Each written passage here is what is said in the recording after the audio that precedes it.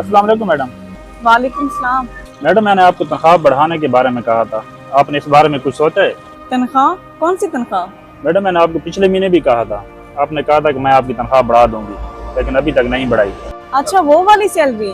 1-2 month रुक जाओ, मैं बढ़ा दूंगी। मैडम हर बार आप यही बात कहती हैं कि बढ़ा दूंगी बढ़ा दूंगी। 2 साल हो गए हैं मुझे यहाँ काम करते हुए, लेकिन अभी तक आपने मेरी सैलरी नहीं बढ़ाई। मैडम मेरी 12,000 सैलरी कर दो। 8,000 चल रही है, पहले भी मैंने की कई बार आपको बोला, लेकिन आपने कहा है कि मैं सैलरी आपकी बढ़ा दूंगी, लेकिन अभी तक नहीं बढ़ाई। बार बार एक ही बात कर रही हूँ। मैंने कहा जो मैं बढ़ा दूंगी, और क्या कहा कि सालों से मैं एक ही काम कर रहा हूँ। तुम्हारा ये काम है तो कर रहे हो ना। दूसरा, तुम कौन सा इतनी मेहनत करते हो? सारा दिन तो यहाँ पे खड़े रहते हो, और खड़ा होने वाला कौन सा कोई काम है? तुम सारा दिन यहीं पे खड़े रहते हो, और तुम क्या चाहती हो कि मैं सिर्फ खड़े होने के पैसे बढ़ा दूं? मैडम आप क्या समझे, ये कोई आसान काम है? और मैडम मुझे खाना खाने के लिए भी सोचना पड़ता है कि मैं खाना खाने जाऊं और पीछे से कोई चोरी ना कर ले। देखो मैडम आप ऐसा ना कहा करो, अगर कोई चोरी होगी तो आप इल्जाम मुझ पे लगा देंगे ना। देखिए मैडम मैं गरीब आदमी हूँ, मेरे बच्चे भी हैं, बीवी भी है, मैंने घर भी पैसे भेजने होते हैं। 4,000 रुपया बढ़ाने से आपका कुछ नहीं जाएगा। क्या सोचूं मैं तुम्हारे बारे में? कब से मैं खड़ी तुम्हारी बकवास सुन रही हूँ। नहीं बढ़ा रही मैं सैलरी, क्या कर लोगे? यही होगा ना, जॉब छोड़ दोगे? मैं देखती हूँ तुम्हें कौन और जॉब देता है। देखो मैडम अगर मुझे कहीं और नौकरी करनी होती तो मैं 2 साल यहाँ काम नहीं करता, इस दौरान मैं कोई और ड्यूटी ढूंढ लेता अपने लिए। और मैडम मुझे उम्मीद थी कि आप मेरी सैलरी जरूर बढ़ाएंगी, इसलिए मैं कहीं नहीं जा रहा था। देखो मैडम मैं अपना काम ईमानदारी से करता हूँ। पहले मैं कुआरा था, मेरे बच्चे भी हैं, बीवी है। देखो मैडम मेरे ऊपर बहुत जिम्मेदारियां हैं, महंगाई इतनी बढ़ रही है दिन ब दिन।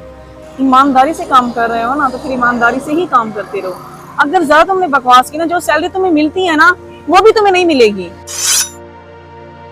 ये आप कौन सी बात पे बहस कर रहे हो? 1 मिनट, तुम कौन होते हो हमारे बीच में बोलने वाले? मैडम मैं इधर आना तो नहीं चाहता था, लेकिन इसलिए आया हूँ कि बार बार आप लोग बहस कर रहे थे। भाई किस बात पे बहस हो रही थी? देखो भाई मैं यहाँ पे 2 साल से काम कर रहा हूँ और मेरी सैलरी है 8,000। मैं कब का मैडम को बोल रहा हूँ कि 4,000 रुपये मेरा ज्यादा कर दो, लेकिन ये मेरी सैलरी 4,000 ज्यादा नहीं कर रही। इस बात पे हमारी बहस हो रही है। क्या मैडम आप सिर्फ 8,000 में काम कर रहे हो? मैडम आपके पास ये कितने सालों से काम कर रहे हैं, तो खुद एहसास कर लेती और इसकी खुद तनख्वाह बढ़ा देती। एक बात बताओ, तुम कौन होते हो मुझे मशवरे देने वाले? और जितना वो काम करता है ना, उसके लिए इतनी सैलरी बेस्ट है।